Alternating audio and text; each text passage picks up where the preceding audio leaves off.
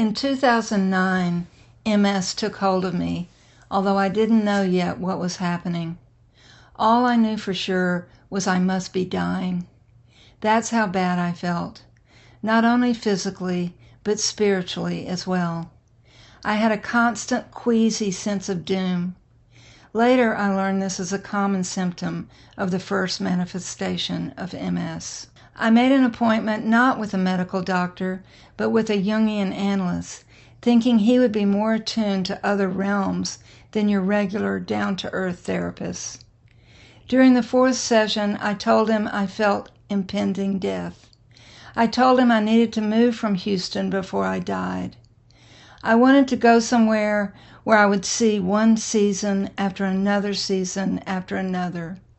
I'd lived in the South all my life and had never experienced the dramatic transitions from one seasonal state of being to the next. He was quite surprised I considered my death imminent, but told me to trust my intuition. I did. I resigned from my job at the university.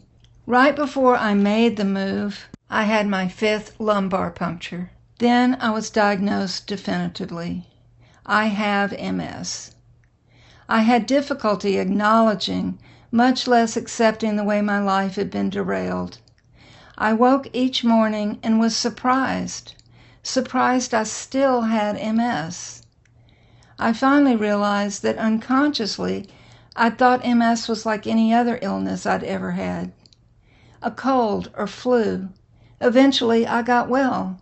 With MS, one can only delay the progression of the disease. There is no cure. You can't get well. 3 former students and other friends came together to get me to what would become my new home in a small town in the Berkshires. The Green River ran through the town, and it was surrounded by mountains. I found a cottage with 8 acres of woods. There were oaks, ash, willows, birch, apple, dogwood. As a child, trees were my rooted companions, standing in stark contrast to the unstable chaos of family life. In my new home, I felt the trees when I went to sleep at night, and I felt their presence when I woke in the morning. I'd been a writer, a published author, but around 2008 I stopped writing. I began to make visual art. Perhaps I stopped because I didn't like the story I'd become. I feared I'd be whiny or incoherent from MS brain fog.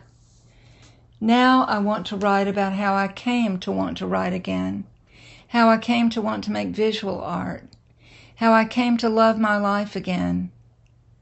The triptych, If Nights Could Talk, That Stars Might Sing, traces the transformations in my life. These self-portraits represent in images the ways I went from sensing some trouble at the very core of my being to the actual visual evidence of damage around my spinal cord, to reimagining a life constrained but not ruined, rerouted yet joyful. In the first panel, my back is straight, my posture perfect, but the disease has begun its slow process.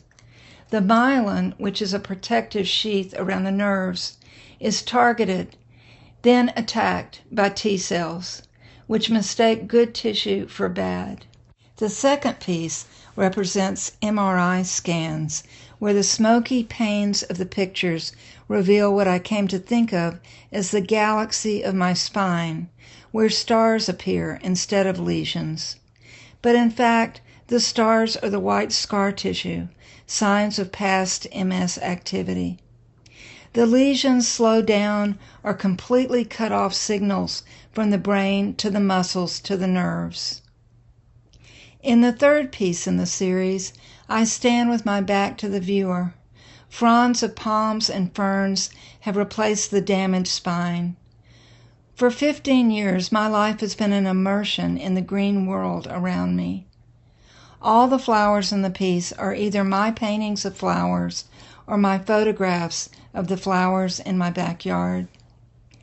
On the bottom of the piece is Lola. the dachshund I rescued right before I left Houston. Lola made me laugh, and she made me angry. She was an escape artist. She made me take her to the trails by the river or through the woods. She coaxed me every morning with her pointy nose. Let's go outside. No doubt she saved me when I saved her. On the bottom half of the pieces are the prints of photographs I took of the seasons. Today, my life is filled with friends, animals, and trees, and art. My life is full. For the last couple of years, I've been welcomed into the community that is InterCommunity.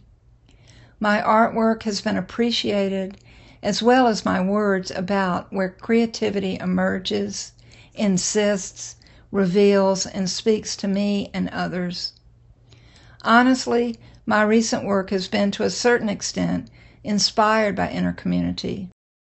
The creations are conversations with the good people I've met there. These pieces are gifts of gratitude to all of you who have given me shelter from the MS electrical storm with which I live. I've learned through art making to shed one identity to embody another. I send a poem or a painting or a collage into the world, and the response helps me know where I've been and how far I've come. The frayed and fragile fabrics embedded in the paper, those are the warp and weave of me, learning to be who I am within the parameters of a disease I share with 50,000 others. These are the shapes and colors of my thrashing. These are the colors of my peace.